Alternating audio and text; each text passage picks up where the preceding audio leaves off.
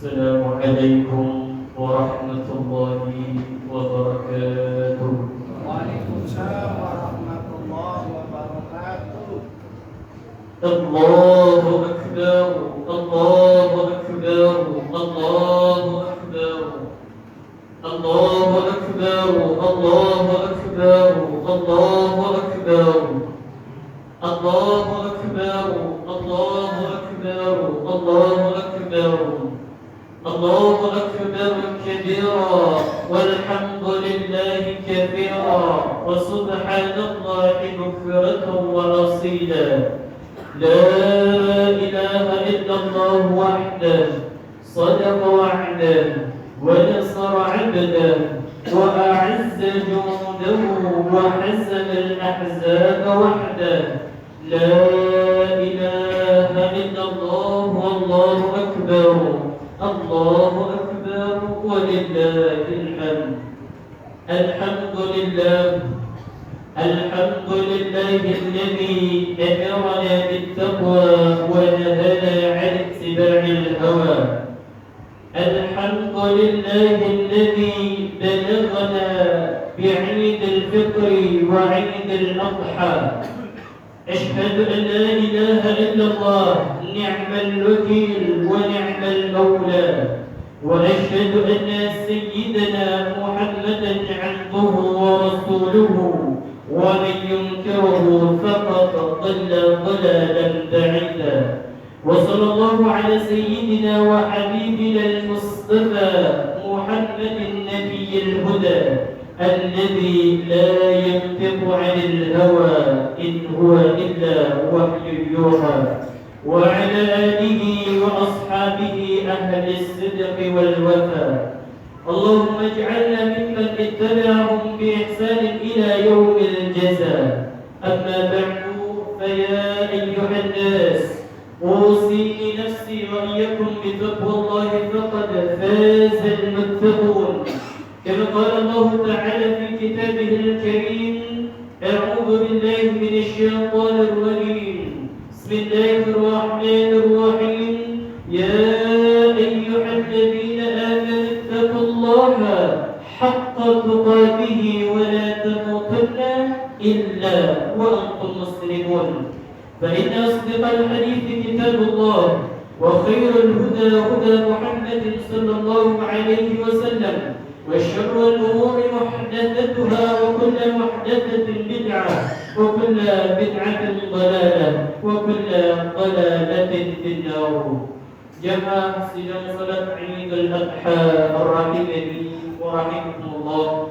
Pada awal penyampaian khutbah Eid al-Adha pada pagi hari ini, khatib berwasiat terkhusus untuk diri khatib pribadi dan umumnya untuk seluruh jamaah sidang salat Eid al-Adha yang dimuliakan oleh Allah untuk senantiasa berusaha semaksimal mungkin meningkatkan takwa kita di hadapan Allah Subhanahu wa taala. Salah satu penjelasan takwa adalah muhafazatu ala ma amara Allah, menjaga sekaligus melaksanakan apa yang memang Allah telah perintahkan, wa mujanibatu ala ma nahaa Allah, dan menyampingkan atau tidak melaksanakan atau menjauhi segala apa yang memang Allah tetapkan pelarangannya. Rasa syukur kita terus panjatkan kepada Allah Jalla Jalaluhu, yang mana Ia telah menempatkan dua hal dasar dalam diri kita, yaitu iman dan Islam, sehingga minimal dengan menggunakan dua hal dasar ini kita mampu menjadi abdan syakura, yaitu hamba yang penuh dengan rasa syukur kepada Allah.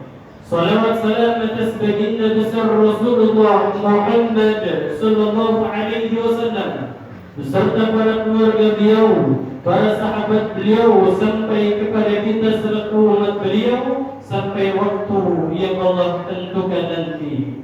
Jaga sedang salat Eid al-Adha rahimani wa rahimakumullah. Takbir berkumandang, mengawali, menyambut sekaligus meneduhkan suasana Eid al-Adha pada pagi hari yang cerah ini. Kalimat Allahu Akbar terdiri dari dua lafaz. Yang pertama Allah, yang merupakan lafzul jalalah, yang memiliki makna zat yang eksklusif, zat yang tidak punya tandingan di dalamnya, zat yang maha agung, yakni Allah Azza wa Jalla. Yang kedua adalah akbar, yang merupakan ismut tafdil, yang tujuan dan tugasnya adalah untuk melebihkan yang satu dengan yang lainnya. Maka jika kita maknai ke dalam bahasa Indonesia kalimat Allahu Akbar memiliki arti Allah adalah zat yang maha lebih besar ketimbang yang besar, dan tidak ada zat yang lebih besar ketimbang besarnya zat Allah Subhanahu wa Ta'ala. Maka oleh sebab itu kita dituntut untuk hanya patuh dan taat kepada Allah, bukan kepada yang lainnya. Karena pada hakikatnya tidak akan pernah ada celah bagi kita untuk membesarkan diri, apalagi menyombongkan diri di hadapan zat yang maha besar dan zat yang memang pantas untuk sombong. Al-kibriyatu ridai wal-'azamatu izari, faman naza'ani wahidan minhuma alqaituhu fin-nar. Kesombongan adalah pakaianku dan kebesaran adalah selendangku, maka siapa saja yang mencabut atau mengambil salah satu dari dua hal tersebut, maka aku akan lemparkan dia ke neraka. Hadis riwayat Ibnu Majah. Allahu Akbar, Allahu Akbar, Allahu Akbar. Jamaah sidang salat Eid al-Adha rahimani wa rahimakumullah.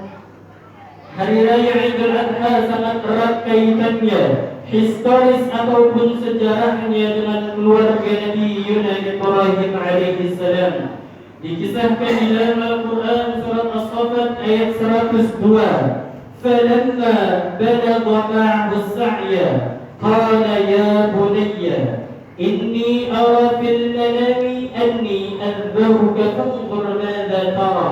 Maka ketika Ismail sudah mulai memasuki masa dewasanya, kemudian Ibrahim alaihissalam mengutarakan apa yang kemudian dia temukan di dalam mimpinya dengan mengatakan kepada anaknya, ya bunayya inni ara fil manami anni adbahuka. Bahwasanya anakku, aku bermimpi dan di dalam mimpiku aku diperintahkan untuk menyembelih engkau. Fanzur madza tara, maka apa pendapatmu wahai anakku?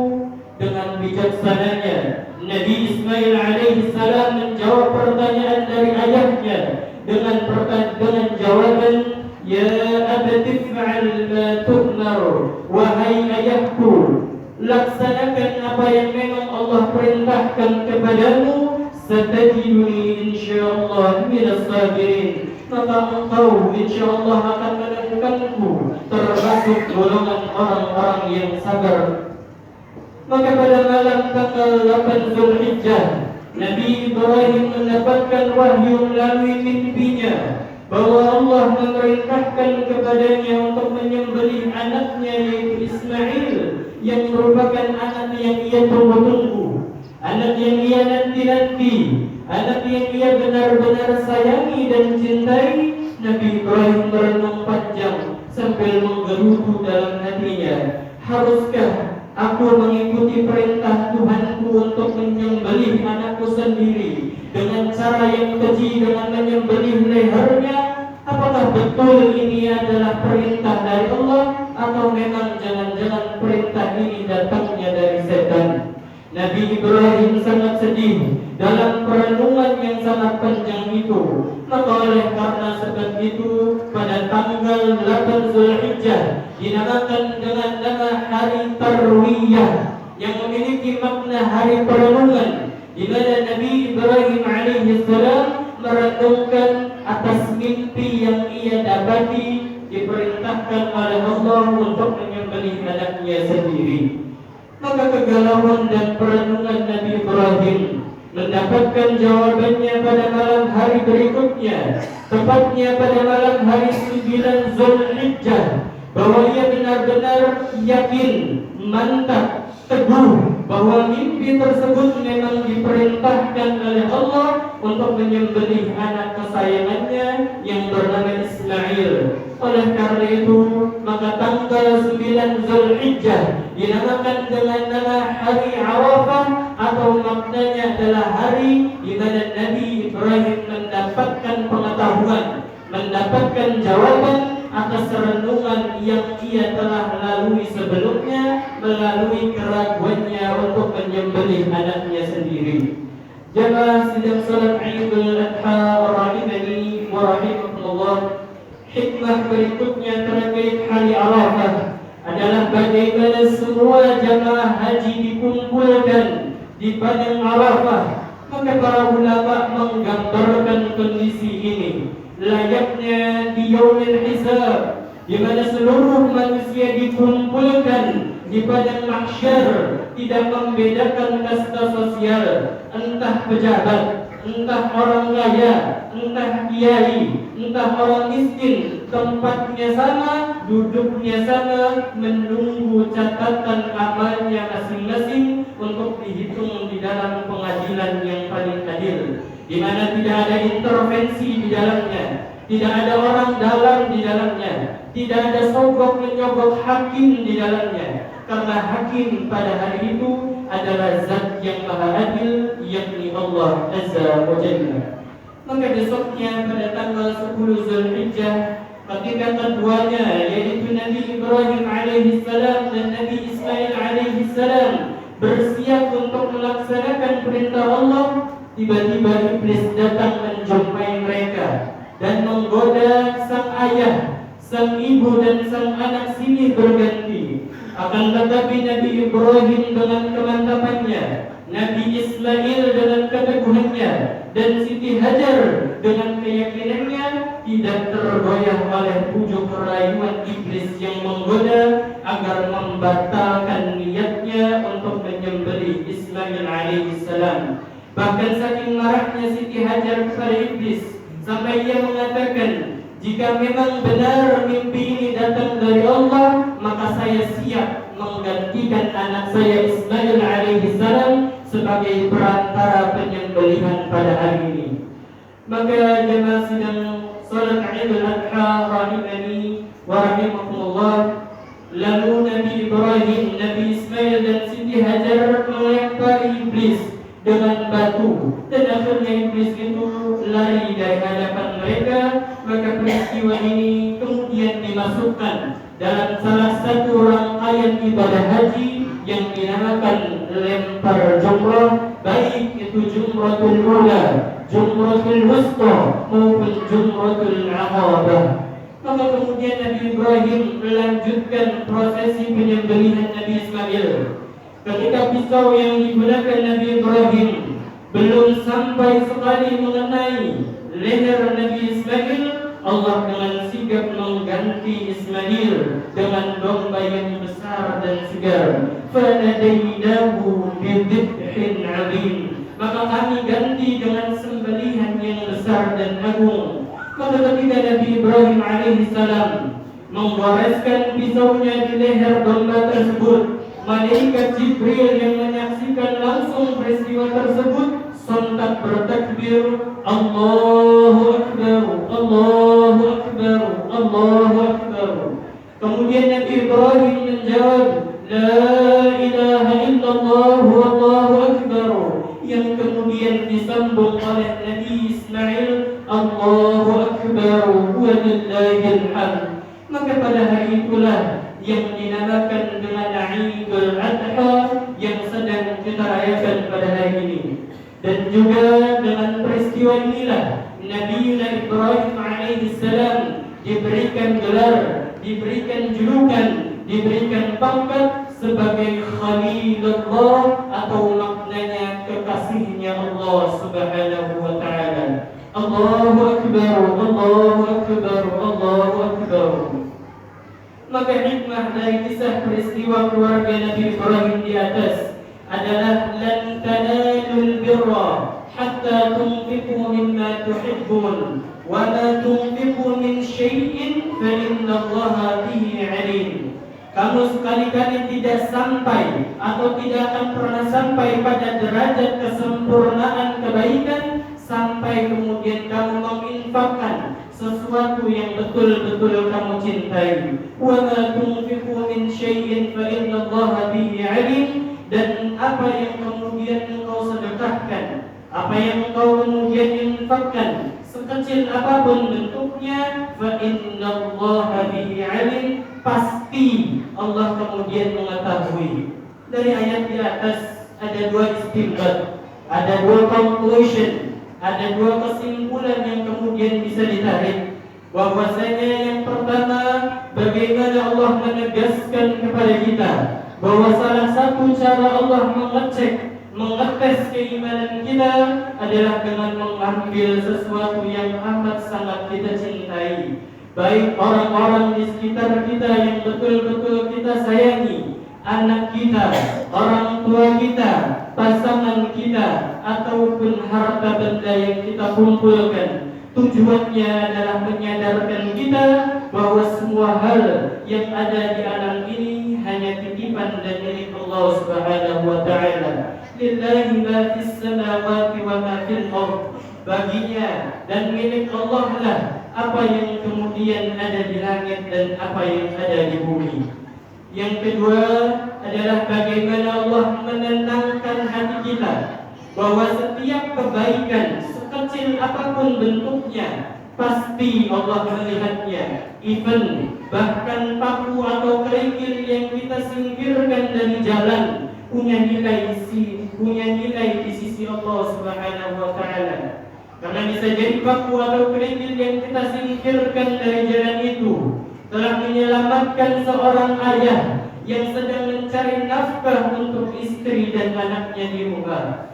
Jemaah sidang salat Idul Adha rahimani wa rahimakumullah. Maka mari pada hari ini sesuai dengan makna Idul Adha. Id memiliki makna kembali dan Adha memiliki arti pengorbanan. Kita jadikan momentum ini untuk melakukan banyak kebaikan di dalamnya, menyerahkan sebagian harta kita kepada yang tidak mampu. Tidak perlu jauh-jauh. Coba tengok kiri, kanan, depan, belakang rumah kita. Adakah tetangga kita yang kurang mampu, yang perlu kita bantu baik secara fisik maupun materi? Terakhir, mari kita sama-sama mendoakan seluruh jamaah haji, terkhusus jamaah haji Indonesia, agar dimudahkan di setiap rangkaian ibadah hajinya, agar menjadi haji mabrur dan hajjah mabrurah dan pulang ke tanah air dengan selamat. Dan semoga Allah berikan kita kesempatan untuk menunaikan ibadah haji dan berziarah ke makam Rasulullah sallallahu alaihi wasallam. Amin amin ya rabbal alamin. Barakallahu li wa lakum fil Qur'anil karim wa nafa'ani wa iyyakum bima fihi min al-ayati wa dhikril hakim wa taqabbal minni wa minkum tilawatahu innahu huwal ghafurur rahim. Allahumma shalli wa sallim ala sayyidina Allahu akbar, Allahu akbar, Allahu akbar. La ilaha illallah, Allahu akbar, Allahu akbar, walillahil hamd. Alhamdulillahi hamdan katsiran kama amara. Ashhadu an la ilaha illallah wahdahu la sharika lah irda'an liman jahada bihi wa kafara.